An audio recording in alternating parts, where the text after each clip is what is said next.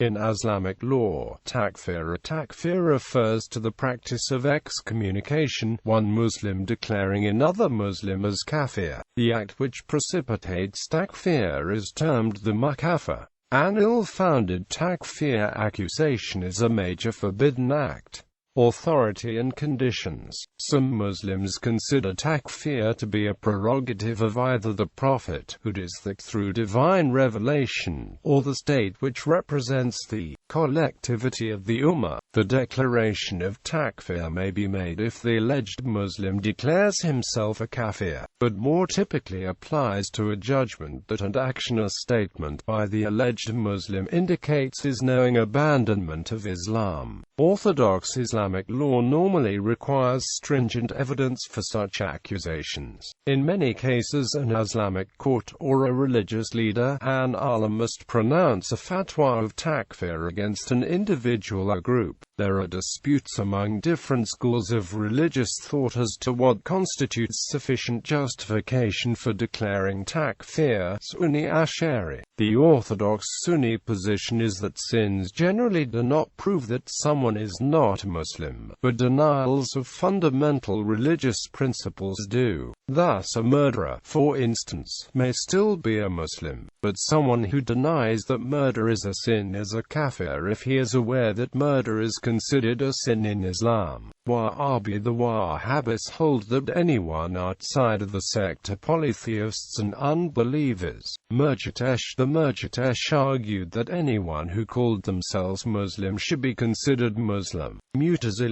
Mutazilites advocated what they saw as a middle way, whereby grave sinners were categorized neither as believers nor as kafirs. Khawarij. Some of the early medieval Kharijites concluded that any Muslim who sinned ceased to be a Muslim, while others concluded that only major sin could cause that. History. Some Muslims believe that one of the earliest examples of takfir was alleged to have been practiced by the first caliph, Abu Bakr, in response to the refusal of certain Arab tribes to pay the alms tax. He is reported to have said, "By God, I will fight anyone who differentiates between the prayer and the zakah."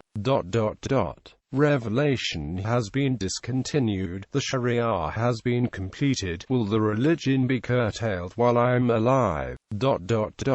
I will fight these tribes even if they refuse to give a halter. Poor Jew is a levy on wealth, and, by God, I will fight him who differentiates between the prayer and poor Jew. Skeptics point out that Abu Bakr did not even use the word kafir, that he said these words at the time when people were trying to add new practices or innovations to Islam, and that general statements are statements of fact rather than judgments against individual Muslims. In the wars between the Umayyad Caliphate and the Khawaris, the latter's practice of takfir became the justification for their indiscriminate attacks on civilian Muslims. The more moderate Sunni view of takfir developed partly in response to this conflict. Ibn Taymiyyah, the 14th-century scholar followed by many modern Salafi, ruled that though Mongol invaders professed to be Muslims, their enforcement of the Yasir law in place of Islamic Sharia reversed the conversion, rendering the Mongols apostate. 18th-century revivalist Muhammad ibn Abdul Wahhab cited Ibn Taymiyyah in his preaching that many mainstream Muslim traditions as bid'ah caused self-professed Muslims to be unbelievers, and his followers slew many Muslims for allegedly kufr practices. In more recent times, takfir has become a central ideology of militant groups, such as those in Egypt, which reflect the ideas of Sayyid Qutb, Abul Alam Awjudi, and according to Oxford Islamic Studies,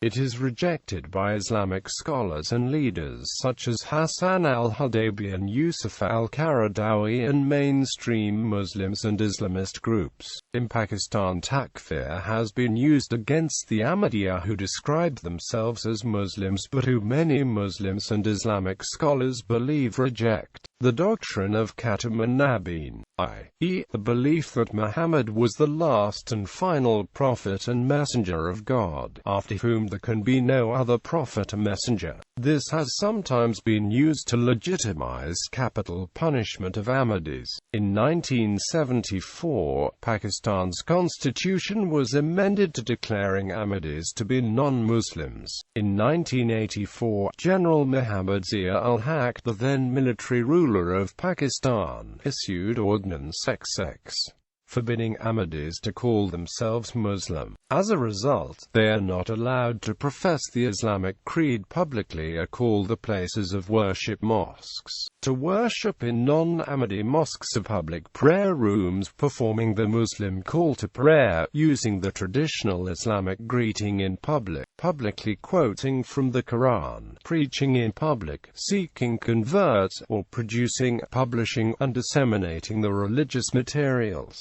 Another group in Pakistan, the Zikri of Makran in Balochistan, have also been takfired by the local ulama. The Zikri believe that Sayyid Muhammad Jaunpuri was the Mahdi of Islam. In 1978, a movement was founded by the ulama to have the Pakistan state declare the Zikris to be non-Muslims, like the Ahmadis. Salman Rushdie, an example of takfir that has featured prominently in Western media, is the case of Salman Rushdie, who was forced into hiding after Ayatollah Khomeini issued a fatwa officially declaring him to be a kafir who should be executed for his book The Satanic Verses, which is perceived to contain passages that draw into question the basis of Islam. Some contemporary cases in Egypt are also found. For example, Nasser Abu Zaid was accused of apostasy following his work on Islamic sources, describing the Quran as a historical document.